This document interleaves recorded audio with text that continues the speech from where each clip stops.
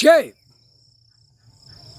பார்வதி அம்மா பேசுகிறோம்ப்பா. தாய் இந்தியா நாடு டெல்லியிலேருந்து தமிழ்நாடு வரைக்கும் எல்லா நீதிபதி ஜட்ஜி கோட்டாறு பூராமே கூடுதலாக எடுப்பார். வானரப்படை இராணுவ முப்படையை கூடுதலாக எடுப்பார். வழக்கறிஞர் பூரா எல்லாமே எல்லா கோர்ட்டுலேயுமே அதிகமாக கிடக்கு. அது அவ்வளோதான், கணக்கு முடிச்சிட்டாரு. இந்த 3க்கு 3 ஏற்கனவே கைலாசத்தில் வழக்கு ஓடுது, வழக்கு ஏறுது, வழக்கு ஆடுது. இதில் ஒரு தப்பு, காவல்துறையில் ஒரு தப்பு பண்ணி வச்சுருக்கான். அந்த தப்புக்கு கணக்கு கரெக்டாக எடுத்து கொடுத்துட்டானா கவர்மெண்ட்டு அவர் நியமிச்சிருவார் காவல்துறைக்கு. அது காவல்துறைக்கு கடைசி அத்தியாயத்தில் தான் போடுவார். ஏன்னா தப்பு ஒரு இடத்துல நடக்குன்னா அதை கிளியர் பண்ணி எடுத்து கொடுக்குறது தான் காவல்துறை. ஆனால் காவல்துறை அரசியல்வாதிக்கோ பத்திரப்பதிவு வெளியில் வென்று அடுத்தாப்பில் இவங்க போட்டவனுக்கு பூரா சப்போர்ட்டாக போனால் அது ஆகாது அப்படின்ட்டார். அப்போ நீ தப்பு செஞ்சதை நீ உணரணும்.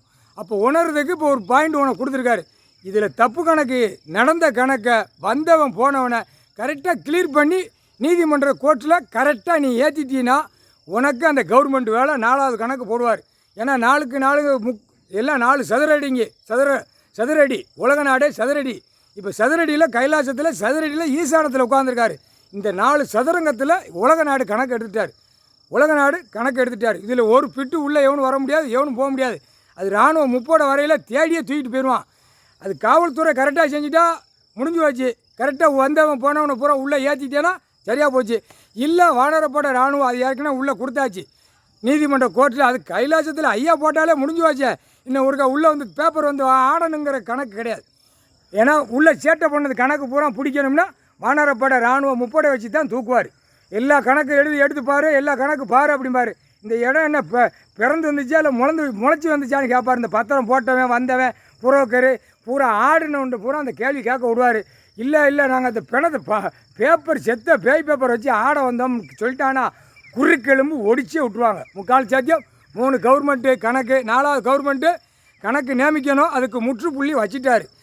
இது கரெக்டாக கணக்கு உள்ளே ஏற்றி கரெக்டாக ஒட்டு விடாமல் வந்தவன் போனவன் ஜேசிபி இடித்தானா ரைசிமுள் பக்கத்தில் 10 பேர் கிடந்தான், மேற்கிட்டு ஒரு 10 பேர் கிடந்தான். எல்லாம் காவல்துறை கான்ஸ்டபிளுக்கு தெரியும். உள்ள பதிவு இருக்கா இல்லையான்னு அந்த கணக்கு பார்ப்பார். அந்த நேரம் பார்ப்பார். ஜேசிபி வச்சு இடிச்சிருக்கான். ஜேசிபி வண்டி யார் வண்டி? சேத்தூர்கார வண்டி, ஒரு வழக்கறிஞர்கள் வண்டி, அவன் வண்டி, அவன் கூட வந்த கூட்டாளி எத்தனை பேர், எல்லா கணக்கு ஒண்டிச்சு அவன் கணக்கு காவல்துறை எடுத்து கொடுக்கணும். எடுத்து கொடுத்த உடனே கரெக்டாக ஓகே சக்ஸஸ் ஆகிடுச்சா ரைட்டு, அப்போ அவனுக்கு வேலை எந்த வேலை அப்படின்னு காவல்துறை பார்ப்பார். ஐயா மிஞ்சி நீ ஆட முடியாது காவல்துறை அதிகாரி, புரிஞ்சிக்கோ. இப்போ அவனை ஈரக்கொலையை பிடுங்கி விட்டு வராரு, ஈரக்கொலையை நடுங்க விடுதாரு. அதனால் புரிஞ்சு நடந்துக்கோ. எல்லாம் 4க்கு 4 நியமிப்பார்.